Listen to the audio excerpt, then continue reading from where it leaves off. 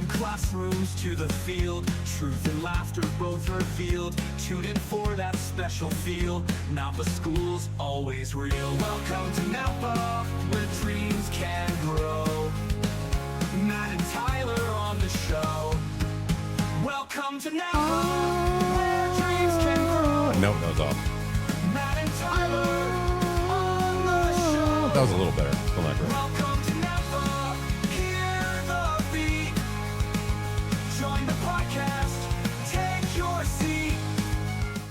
You know what's funny is one of these days you'll remember that is recording. And I know. Your voice I know. will be there. No, I know that. I just always think I'm going to hit the right note every time, and I never do. I mean, you're close because you're hitting a note, I am hitting a note, but not the right note. not the correct note. No, it's not close. We'll just make sure not to have a choir teacher on or We student. But I didn't do Well, it. exactly, for a reason. Smart, yeah. Yes. Well, welcome everybody to episode 19, My gosh. I believe, of the Nampa School District podcast. As always, I don't know why I said that, but my name is Tyler Keefe. I am As the always digital, it is. yes, I am the digital communications specialist for the Nampa School District, and across from me today is Matt Sizemore. As always. As always, Matt Sizemore. That is always my name, Community Media Relations here for the Nampa School District. And we have awesome guests today. Like truly awesome guests today.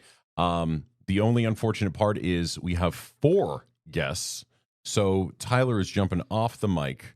But it's, dare I say, mostly worth it.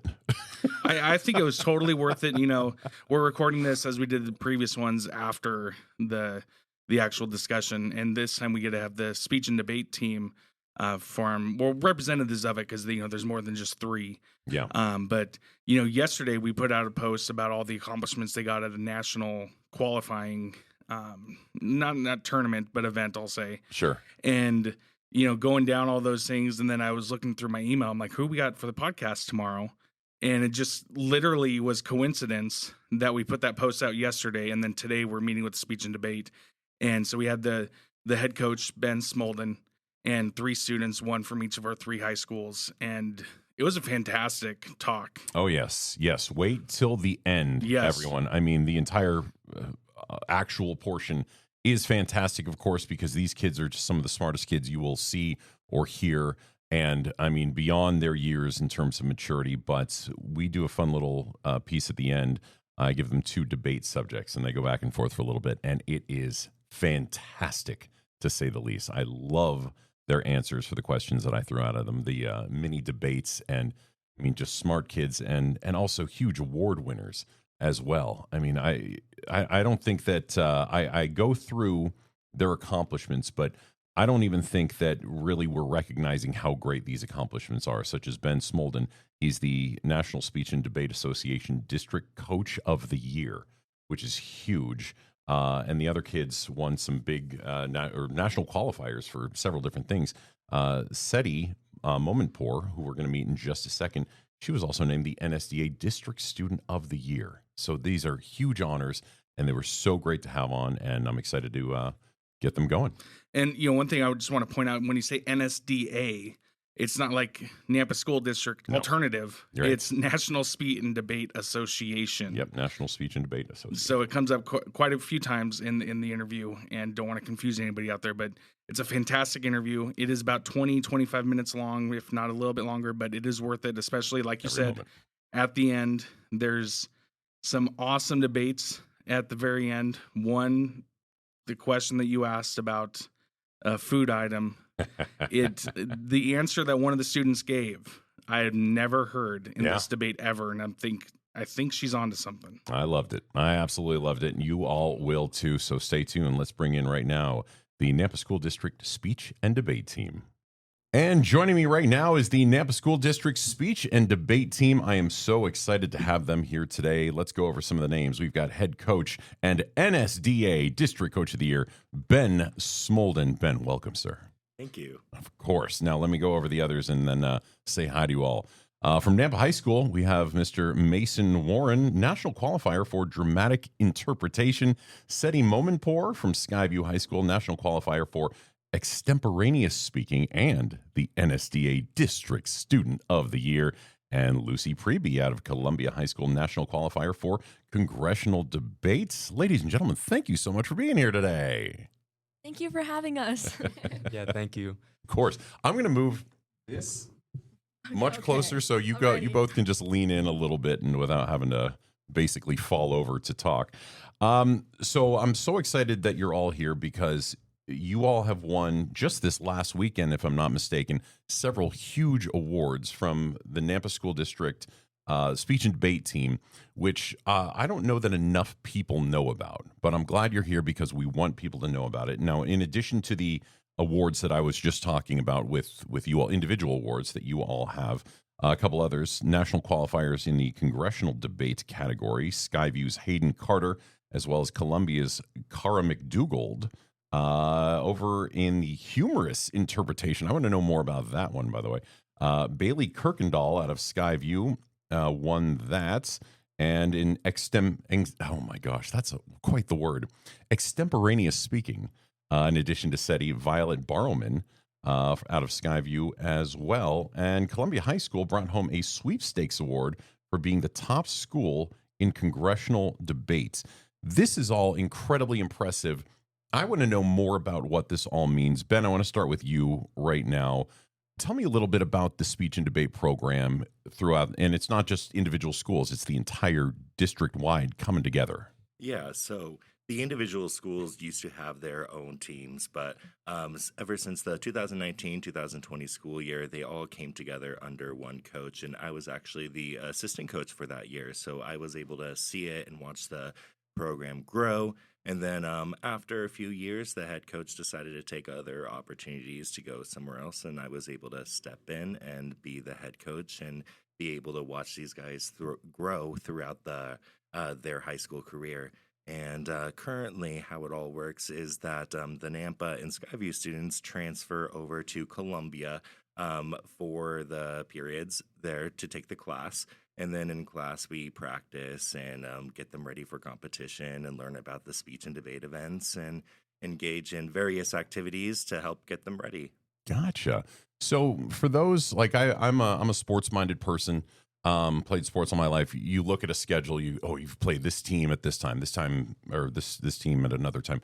How does it work for speech and debate exactly? Yeah, so we attend a max of 10 invitationals a year. And these invitationals take place at various schools, for example, like Bora High School. And sometimes I take these kids over to the other side of the state to see what the competition is like over there. We recently attended a tournament at Idaho State University, which was a really cool opportunity for them. Yeah, they take place on Fridays and Saturdays, and we go there, and they are all-day tournaments pretty much, from the mornings to the pretty late at night on Saturdays typically, but on Fridays we start at around 4 p.m. and then go pretty late into the night, like around 9 is when some of them typically end. Gotcha. And the way it works is there just like a subject that's picked at random, or how does it work? And then it's just thrown, debate this, you pick a side. Are they given sides, or how does it work? Yeah, so in debate, we do 3 different debate events. We have Lincoln Douglas debate, public forum debate, and congressional debate. My school does all congressional debate, but with like Lincoln Douglas and public forum, the topics are set by the National Speech and Debate Association, and students and coaches can vote on those topics. And then they release the new topic on the 1st of every month. And then in congressional debate, the cool thing about that is that the bills that they debate are written by students. They're cool. able to write their own legislation, and I send it into the district, and they pull together the legislation and send out a Congress packet, and then they prepare it, and they're able to debate student-written legislation. Nice. Okay, gotcha. Learning a lot there. And you were talking about congressional debate. That's kind of one of the main things that your speech and debate team does, I suppose you could say, for lack of a better phrase. Columbia High School won the Sweepstakes Award for the top school in congressional debate. Congratulations. What exactly is that? Yeah, so one thing that I'm very proud of is that Columbia was able to win that sweepstakes with just 2 students, Wow. which is very impressive. So how that works is that there are prelims in Congress, And then the top performing students get to go to the final round, which is called a Super Congress. And then if they place well in Super Congress, they earn a certain amount of competition points. And then those points then can earn them the sweepstakes trophy. This past weekend, the Nampa School District teams did something very impressive, and they were able to get about 4 or 5 students into that final round. There were about 1/3 of that final round. Wow, my gosh, you just what I mean, the just seeing the amount of awards you all won just this past weekend is so impressive. Were there any other district teams or school teams that won this many? I don't know on top of my head, but I am very proud of what they were able to accomplish. And qualifying 7 students to nationals is a very hard thing to do. Yeah. But they were able to accomplish it. That's so fantastic. Last question I want to ask you right now, Ben. Of course, a huge honor as you were named the NSDA District Coach of the Year. What a huge honor. What does that mean to you? It means the world to me, pretty much, because this year has been a very tough year between like personal struggles and then being a first-year teacher and hosting several tournaments, taking these kids to tournaments every weekend and really showing up for them. And it feels good to see the work that I'm doing and the effort that I'm putting in towards the district be recognized, because I do like to give back quite a bit. For example, in the past several years, I've volunteered to be the national coach for something called World Schools Debate. And I was just very proud of myself to see that my hard work was able to be recognized this year. Nice. Well, congratulations. Let me talk to some of these students now because they are doing huge things, and it's so cool to see your names and now meet you all in person to learn more about what you've been doing throughout the year to win these huge honors. Lucy, I want to start with you. Lucy Priebe, of course, you've qualified for the Nationals in Congressional Debate. Did I say that all correctly? Yeah. Okay, gotcha. What is it like for you competing in Congressional Debate? What do you like about it? Well, Congress, it's not just like a 1v1, kind of like Ben explained, but it's a group of people and you're both competing to speak and competing with your speeches. So I really like Congress because it's like there's about 18 people in your round, Oh, like 12 to 18 or something like that. okay. I also really enjoy it because you can kind of form like connections with people who are from other schools. And like when multiple of people from NSD are in the same finals room, it's easier because it runs like a normal Congress chamber, like a legislative session at like the federal or like our state level. It runs like that. So having people in the room who want you to do well makes it even more fun because we can work together for stuff like that. So Congress is really interesting because it's both individual, but it's also like a group thing, which is why I really enjoyed it. Gotcha. Is this getting into something like this? Is this something that you want to be a part of to potentially get into government or politics someday? And if not, how else do you feel it helps you? So I'm not personally, I don't think interested in going into politics, but I know like a couple other people on our team, like past and current, are. But it definitely helps you because not only are you like in all the debate events, you're getting more comfortable with like presenting your own opinions and more comfortable speaking in front of people. Yeah. But Congress is kind of like a combination of having to do that at the same time. And I think that has definitely helped me be more confident with speaking in front of people and like advocating for yourself in general, because you have to convince both judges in the room and kind of the people in your round, like kids you're competing against, that you're good at what you do, specifically because there are roles in the round that you're voted in for. So it's kind of a combination. Gotcha. What do you personally do to prepare for debates or strategies you use without giving away anything to foes? Well, so for Congress, like he kind of said, there's a whole bunch of topics. So you could be debating plastic bags or like foreign aid to a country. So there's super vast topics there. So with a bunch of different things you need to prepare for, I'd say typically what I do is just making sure firstly that I read through all of them. And then I a lot of times start with YouTube videos or like the very first thing that comes up when you Google search. Obviously you have to dive deeper, but just finding out the first couple of things and before going in deeper. And then also just discussing things with people on the team, because a lot of times like at a tournament or beforehand, there'll just be us sitting at a table like talking about what we think or something that we notice, because there's all the time stuff that we miss that somebody else, like maybe Seddi, has a really good point about. Nice. Okay, and last question. What would you say qualifying for nationals means to you? Well, it means a lot. Idaho has like 2 different nationals qualifying things, so we only send a very small number of people from the state to go to nationals.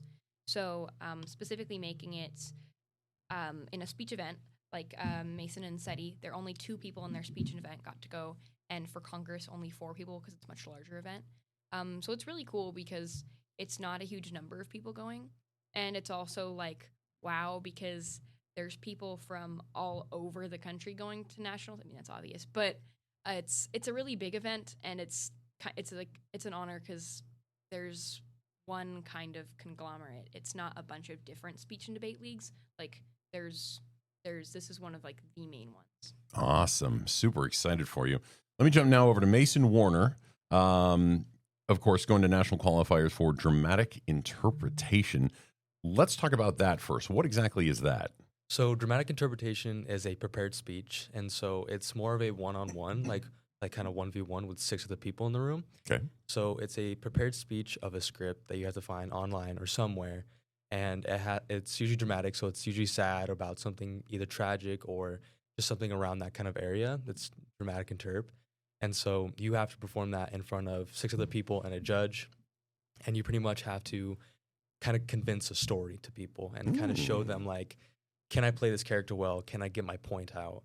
And like, how well can I do that? So this is almost like a monologue. Like a monologue, or kind of like an acting. Like you're kind of it's the way I usually describe it. It's dramatic acting. Okay. Because saying dramatic interp, people kind of look at you a little weird. So I always just say dramatic acting. God, do you also do theater? I don't, but I've considered it a couple times. Yeah, if you're getting into this and you're winning for this, it might be a good idea. So did you pick out one specific piece to use for this that got you into the national qualifiers? Yes. So I picked one at the beginning of the year. It's called Grief Struck, and I performed that all year. Okay. And so I've just prepared it as much as I could, and then it thankfully worked out. Gotcha.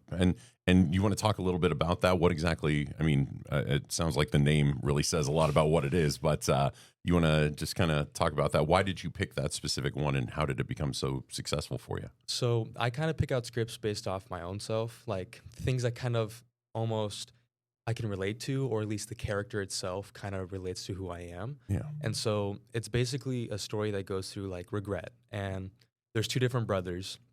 I'm the older brother, James, and I have a little brother named Billy. And basically, I'm not really nice to him at the beginning, like kind of pushing him away like big brothers do. They don't want to, like, I'm with my girlfriend, I'm trying to hang out with her and go to her parents' house. Little brother's always trying to come along. Like, I have 2 brothers, like, it happens. And then a tragedy strikes, and like the family like sadly passes away, and the brother is hospitalized. And then I have to kind of sit with that and like realize that grief and regret of like, why didn't I do something more? And like, it's kind of like playing through like, hey, I have brothers, I have family like that. And you kind of just have to play like a little bit off yourself and kind of go through that. Gotcha. That's powerful. What would you say for doing dramatic interpretation? What do you do to prepare before going out? Is there like a zone that you get into, or how do you get into that? So for me personally, it's more in round, like a little bit like on the bus driving over, like I'm kind of thinking about it. But in round, I usually sit there and kind of just think about it and kind of like get into it. And it's more of just kind of like getting yourself into a mood sometimes. And other times you can't get yourself, so you just have to like rely on your own like muscle memory and like your own ability. But sometimes it's just kind of sitting in around, just like zoning out for a second, like, okay, I gotta do this. Like, what can I think about? Gotcha. Just in general, how long have you been now on the speech and debate team? 3 years now. This is my junior year, so I've been in it for all high school. Gotcha. So that's quite a long time. 3, that's obviously most of high school. what would you say the competing in or with the speech and debate team, what has that done for you as a person? It's definitely given me a lot of friends. I can say That's that. It's made me be able to like talk to people way easier. I've been able to advocate for things that I really wanted. I've been able to talk in front of administrations and just in front of things that I really wanted. I'm a part of my school's leadership, so I talk in front of the entire school. And so it kind of just like gave me the ability to do more fun things, to be honest. Brought that inner voice out. Nice. That's great. Let's jump down to Seddi Momenpour. Wow. So, this word again. National Qualifier for Extemporaneous Speaking. Okay, I got it every time. An NSDA District Student of the Year. That is a huge honor. I can't even imagine how many other students you beat out for that amazing honor. What was your reaction, I guess, when you found out, and what does it mean to you?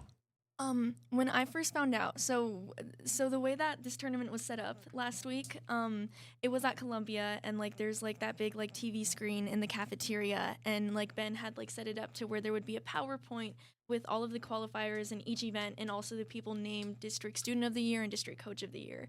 And when the district chair, our district head of the Idaho Gem of the Mountain District, Donnie Drobny, when he hit the key and said, "This year our Idaho Gem of the Mountain District Student of the Year is Seddi Momenpour from Skyview," at first it was just muscle memory for me to like walk up and like receive my award, because like obviously, like, when your name is announced and things like that, it's just like you just walk up to go get it and things like that. But the person who had like handed the award, like the plaque to me, was our past head coach Jeffrey Stoppenhagen. And then like when he handed that to me, and that was the coach I had my freshman year, like it kind of like clicked that it was like it's my senior year now, and these past 4 years have like been like it led up to that. It like led up to that moment.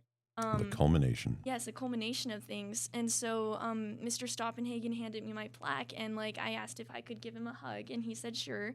And when I walked back to the table, like it just felt like such an honor to be receiving that like recognition alongside Ben this year, because he was also named the District Coach of the Year too. So like the first 10 minutes after I had it in my hands, I was like, I was kind of spaced out, and then after that, I could not stop crying. Oh, that's great. Like Lucy and Mason were like around me. They were like, "Oh, yeah, it's okay." And like our assistant coach, one of our assistant coaches, Casey Moulton, like she gave me like the biggest hug. Oh. And yeah, it was just like it meant a lot to me, because to me it meant that these past 4 years of doing this activity, it like culminated, like you said, to like that recognition, and like it was like I'm seen by the district. Like the district understands how much I put into this. The district like thinks that I uphold like those tenets and things like that. So it meant a lot. It meant the world. That's so wonderful. Congratulations. See, that's huge. Now I want to talk about this word that I keep thinking I'm going to mispronounce and keep somehow saying it correctly. Extemporaneous speaking. You, of course, qualified for the Nationals for that. What exactly is that, first off? And then how would you say you prepare for that?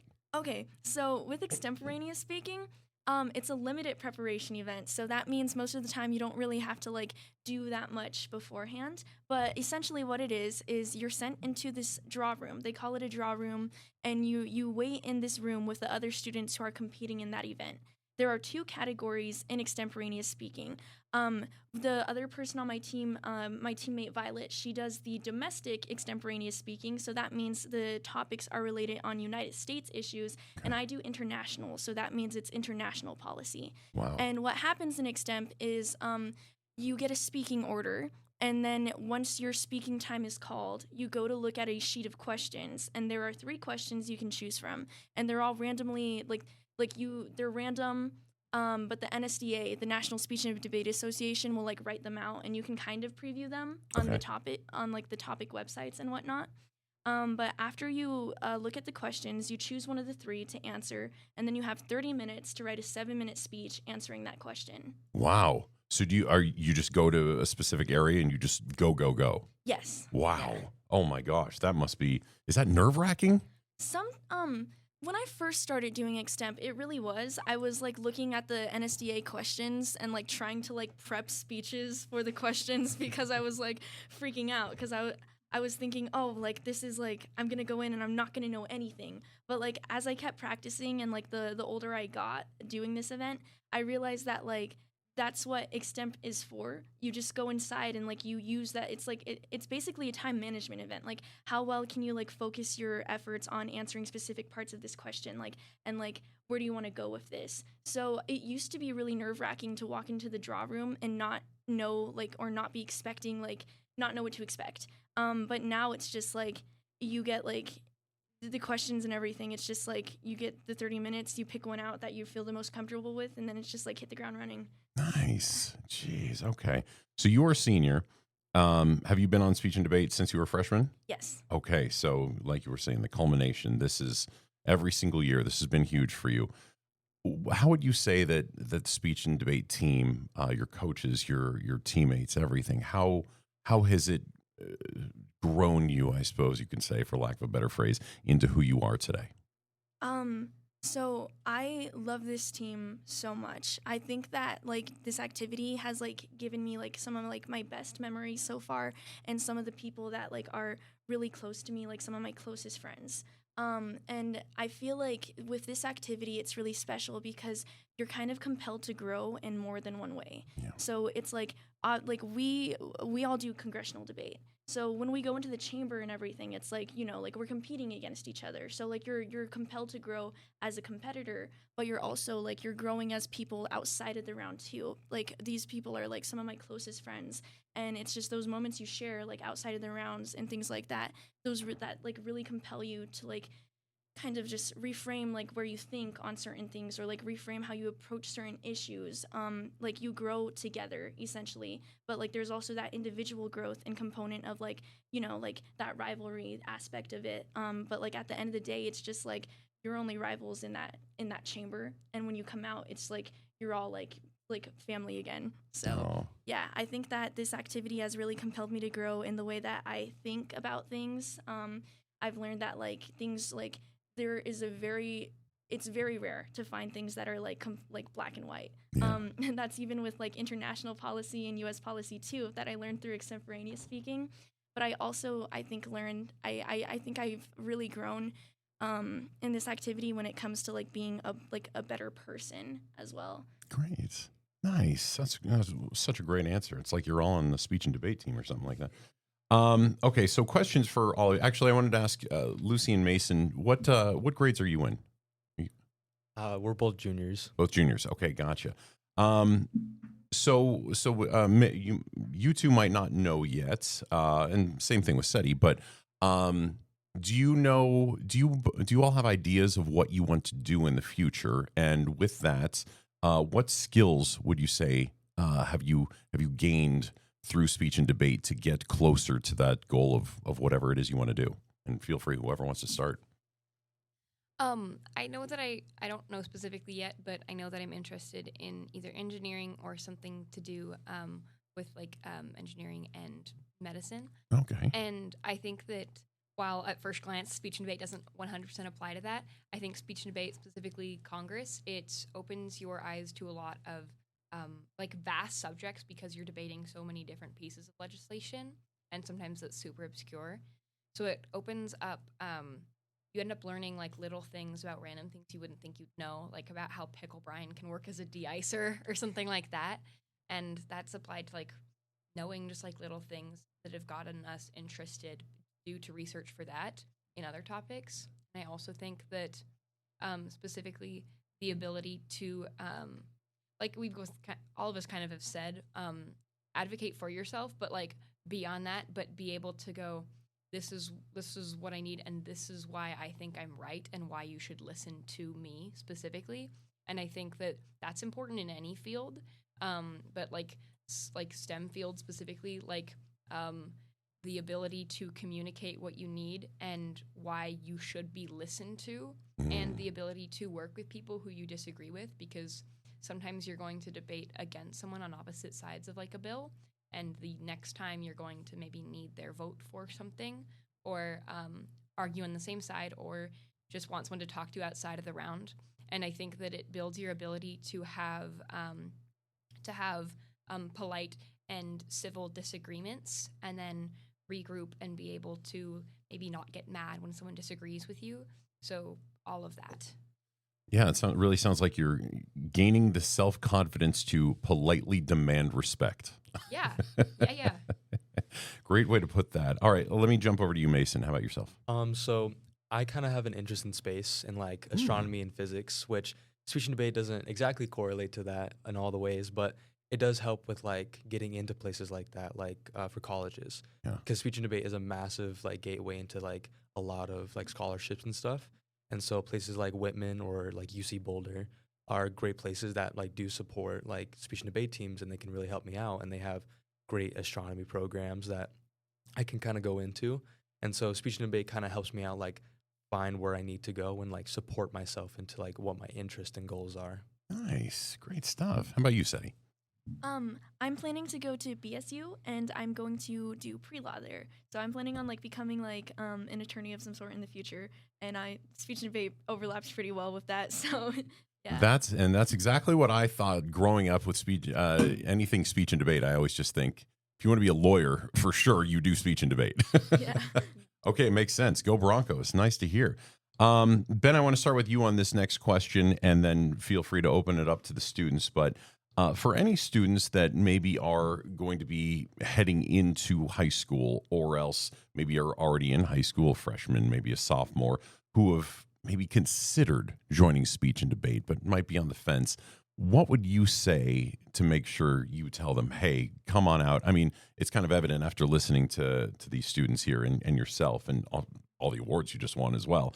But what would you tell them to maybe edge them over to come try out at least? I would tell them to just go for it, because you never know if you do not try something. And speech and debate is able to open up so many opportunities for students, whether that be providing them the tools to be able to advocate for themselves or advocate for things that they believe in, or even they're able to take it to college and have speech and debate help them pay their way to college or through college. For me personally, I was able to do speech and debate at Boise State University, and I was able to get some scholarships with that, and it was able to make education more accessible to me. So I would just tell them to go for it. You got to go out of your shell, and it's able to open up tons of opportunities, tons of friends, tons of relationships, tons of networking for you. And yeah, I would just say go for it. Awesome. Anything any of you want to add to that? Well, you might tell one of your friends or just peers that, hey, look what we're doing over here. Come check it out. So I've had people like come up to me and ask me about it. And so it's basically the one piece of advice I'd always say is just kind of try it out. Like you don't have to stick with it. And high school is kind of just all about trying random things and doing it. My freshman and sophomore year, I was so bored. I joined random things constantly. Now it's stuck with me for most of it. So it's just kind of having fun and just doing random things until something sticks. That's great. Anything you two want to add? I would say for someone new joining the team to not quit while it's hard. I think all of us can say that we had maybe months or a year of failing in an event, or just not necessarily maybe not failing, but not getting great scores in it. There is certainly, depending on the event, there is certainly a learning curve, like just trying to explain some of the events. But that is not a sign that you should quit, or like maybe being bored or frustrated with it, which I think is, sometimes we still have that, but it teaches you how to fail well and keep going. But the main thing is don't quit while you join. Don't quit because you're frustrated or because you fail or because you don't think you're doing well, because all of us have like a year or something of failing in our event. Yeah. That's just good advice for life too. Everything starts out hard. Don't quit. Just everything you do, it's going to start out hard. Anything you want to add to that, Seddi? I think everything everyone said so far has been like true. But on top of that, I also think that like when it comes to like just try it out. Like come like maybe like observe like a class period for a day, like maybe observe a tournament or something like that if you can. And just like, like get used to like how things work. And also it's just when it comes to like burnout or boredom in an event, we offer 14 different speech events, and there's also 3 different debate events people can do. So it's just like maybe switch it up, like just try it out and like try like events that interest you until you find the one that your heart is in. Because I feel almost certain that there's a speech and debate event that like like for everyone who's interested. So Perfect. Okay. All right. Now, if you all don't mind, I want to do a fun little thing. We're going to do a fun little event with the speech and debate team here. We're gonna do basically rapid fire debates right now. There's 2 subjects. I'm going to start with one. Second one will be more in tune with giving each of you a choice for something. I'll get to that in a second. But the first question I want to ask, and I'm going to give you each 30 seconds to make an argument for or against this subject, and whoever wants to start. But the subject is going to be, or the first subject, I should say, is a hot dog a sandwich? So it's something obviously we don't think about very often. I never think it's just a hot dog. I never think, oh, this is definitely a sandwich that's very oddly shaped. But it is I don't know if it's meat, but it's something in between bread that can act as a sandwich. So who wants to start? I can go. Okay, Seddi, 30 seconds. Is a hot dog a sandwich? Go. It is a sandwich because it is, like you said, like a piece of meat, like sandwiched between 2 pieces of bread, and that's how it is. It's handheld. You can eat it.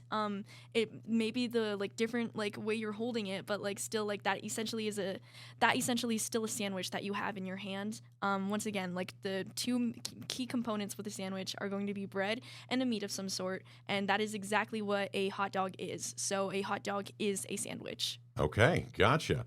I don't know how much there is else to say about that, but I'm excited to see if anybody else can come up with something to top that. Hot dog is a sandwich, according to Seddi. Who wants next? Okay, Mason, here we go, and go for it. So a hot dog isn't a sandwich for one massive reason. That massive reason is closed at the very bottom of it. No sandwich is naturally closed at the very bottom. It has something like that. Like, I can't name a single sandwich I've ever eaten in my entire life where the bun has been closed at the very end, or I've smushed it at the very end. So, rightfully, a hot dog is not a sandwich because of that main reason. Okay, not a fan of the open face ones, open face sandwiches, but okay, that's a good argument there. Okay, Lucy, ready? And go. I would say that it's not a sandwich, but for different reasons. I would say that it's a taco, specifically because when you think of like a hard taco, like the open shell, right? Same idea, open shell taco. So the argument that if it's meat and bread in between each other, you could say the same thing if you have bread chunks in like a chili or meat stew. So those can't be like the criteria for naming a sandwich, but it does match up pretty well with a taco. So it's not a sandwich, but maybe a taco. Impressive. I would not have gone there, and that's really interesting. That was great. Those were great answers from all of you. Well done. I don't even know that there's a winner. I'm not even going to pick one. You all win. Well done. Now the next one. Do you all know superheroes? Okay. Okay. Are you rusty? Lucy's saying maybe. We'll see. So this might not go as planned, but basically the argument is I'm going to pick 3 superheroes. Each of you picks one and tell me why they're the best or why they would win in a brawl against the other 2. Okay, those superheroes are Batman, Spider-Man, and Iron Man. Who wants who? Lucy, do you know any of them very well?